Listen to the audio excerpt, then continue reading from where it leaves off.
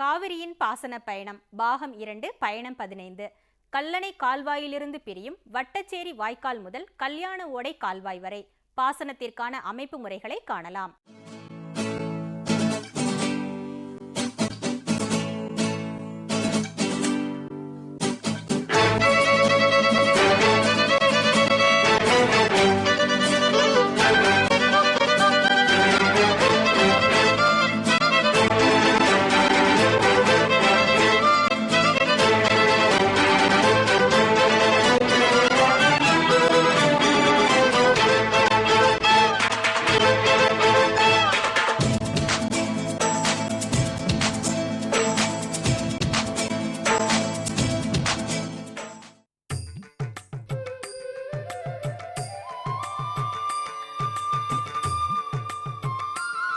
காவிரியின் பாசன பயணம் வட்டச்சேரி வாய்க்கால் முதல் கல்யாண ஓடை கால்வாய் வரை.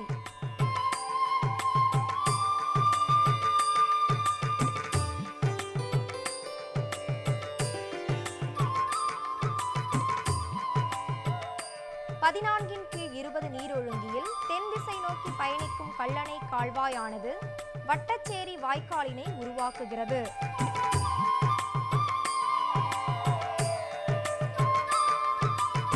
வட்டச்சேரி வாய்க்கால் தஞ்சை மாவட்டத்தில் தென்பகுதியில் உள்ளதை நாம் மனதில் கொள்ள வேண்டும். கல்லணை கால்வாய் தெற்கு நோக்கி பயணித்தாலும் இக்கால்வாயிலிருந்து பிரியும் வாய்க்கால்கள் கிழக்கு நோக்கி கிராமங்களுக்கே பாசன வசதியை தருகின்றது.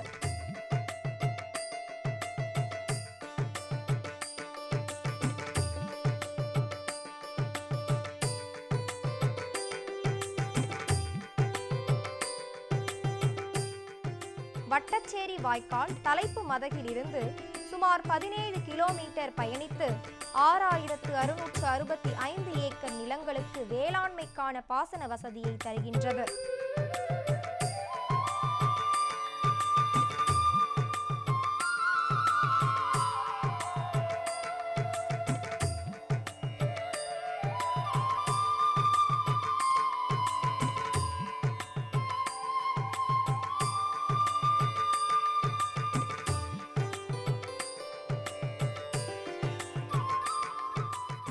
வட்டச்சேரி வாய்க்காலில் இருந்து கல்லணை கால்வாயின் கரையில் பயணிக்கின்றோம்.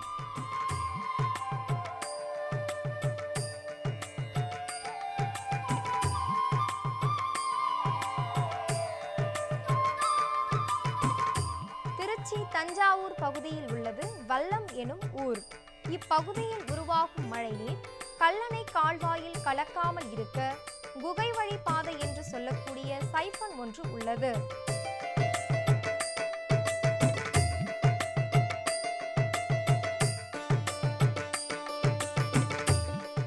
இதன் அடியில் கால்வாயின் நீரானது சென்று மறுபக்கம் திசை வேகம் அதிகம் பெற்று மீண்டும் தனது பயணத்தை தெற்கு நோக்கி தொடர்கிறது.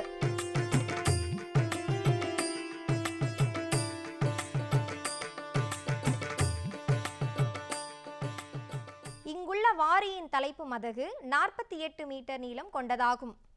கல்லணை கால்வாயில் 48வது கிலோமீட்டர் நிற்கிறான். இது சூரக்கோட்டை கிராமத்தை சேர்ந்தது. இங்கே வந்து வல்லம் வாரிங்கிற வந்து சைவன் வந்து இருக்கிறது. இது இந்த வல்லம் வாரிங்கிறது மாமுண்டி ஏரியிலிருந்து வர்ற ஏரி ரொம்பி அதோட தண்ணியை வந்து கண்ணனார் ட்ரைனேஜில் கொண்டு விழுகுது. இது மொத்த நீளம் வந்து 27 கிலோமீட்டரு. இதில் வந்து இந்த இடத்துல வந்து 3300 கனடி டிஸ்சார்ஜ் ஆகுது.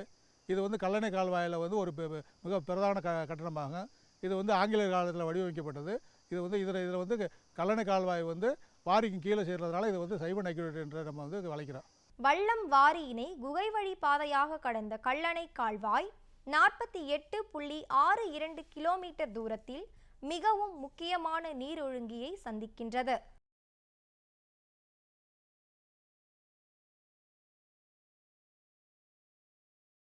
தஞ்சை மாவட்டம் சூரக்கோட்டை என்ற இடத்தில் இக்கல்யாண ஓடையின் தலைப்பு மதகு அமைய பெற்றுள்ளது. நம்ம கல்லணை கால்வாயிலிருந்து 48வது கிலோமீட்டரில் கல்யாண ஓடை தலைப்பு என்ற இடத்துல இருக்கிறோம். இது வந்து சூரக்கோட்டை கிராமத்தில் அமைந்துள்ளது. இது வந்து கல்யாண ஓடையோட அதாவது கல்லணை கால்வாயின் 3/1 பங்கு ஆயக்கட்டு இந்த இடத்துலேருந்து பிரிகிறது. இந்த கல்லணை கால்வாயில் மெயின் கனால் மூலமாக 1,54,566 ஏக்கர் பாசனம் வந்து வசதி பெறுகிறது. கல்யாண ஓடை மூலமாக 89,644 ஏக்கர் பாசனம் பெறுகிறது. இந்த கல்லணை மெயின் கனாலில் வந்து 14 வெண்டுகள் உள்ளன. இதன் அகலம் வந்து 52 மீட்ரு. அதே மாதிரி வந்து கல்யாண ஓடையோட வாய்க்கால் அகலம் வந்து 24 மீட்ரு. இதில் வந்து 9 வெண்டுகள் உள்ளன. இந்த கல்யாண ஓடை மூலமாக ஒரத்தநாடு மதுக்கூர் ஏரியாக்களில் உள்ள வந்து நிலங்கள் பாசன வசதி பெறுகிறது. இதன் மூலம் வந்து அந்த பகுதியில் உள்ள ஏரிகளும் வந்து பாசன வசதி பெறுகிறது. ஏரிகள் மேலும் வந்து இந்த மெயின் வாய்க்கால் மூலமாக பட்டுக்கோட்டை பேராவூரணியவர்களுக்கு தண்ணீர் வசதி அளிக்கப்படுகிறது. இக்கல்யாண ஓடை கால்வாய் மதுக்கூர் வழியாக பயணித்து பின்னர் கல்யாண ஓடை கிராமத்தில் 21 கிலோமீட்டர் பயணித்து 23,205 ஏக்கர் நிலங்களுக்கு பாசன வசதியை தருகின்றது. மீண்டும் பயணித்து திருத்துறைப்பூண்டி வட்டம் மங்களம் கிராமம் பாம்பன் ஏரியில் நிறைவு பெறுகிறது.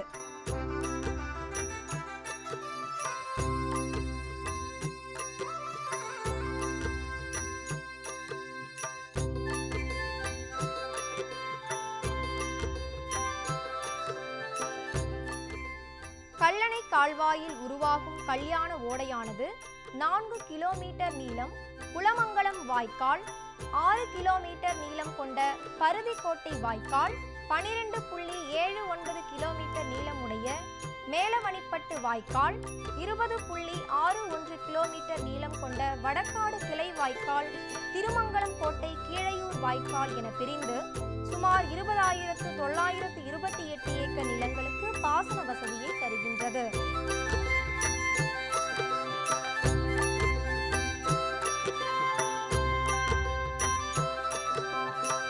கல்யாண ஓடை வாய்க்கால் மூலம் சுமார் 155 ஏரிகள் பாசனம் பெறுகின்றன. சூரக்கோட்டையில் அமைந்துள்ள கேபி ரெகுலேட்டர் எனும் கல்யாண ஓடை கிளை கால்வாயின் நீரொழுங்கியின் தலைப்பு மதகு 52 மீட்டர் நீளமும் 14 நீர்ப்போக்கிகளும் கொண்டது. நேர்த்தியாக கட்டப்பட்ட கரையின் பகுதியும் அணையின் அமைப்பும் நம்மை கிறங்க வைக்கும்.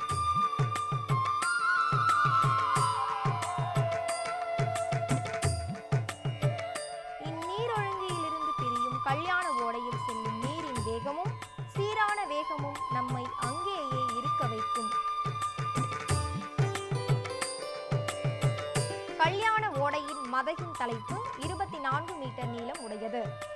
கல்லணை கால்வாயின் இடதுபுறத்தில் பிரியும் இத்துணை கால்வாயின் பல கிராமத்தின் வேளாண் வயல்களில் நெல், வாழை, கரும்பு என பயிர்கள் வளர்கின்றன.